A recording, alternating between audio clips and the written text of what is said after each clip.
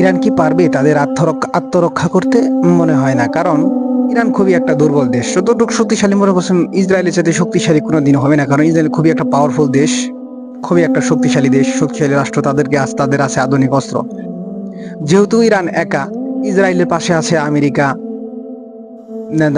Netherland, Switzerland, Germany, France, Italy, এগুলো দেশগুলো তার পাশে আছে। কিন্তু ইরানের পাশে কে আছে? ইরানের পাশে কেউ নেই, ইরান একা।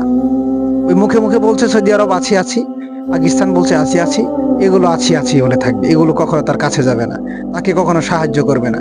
কারণ ইরান একা চায় যুদ্ধ করতে।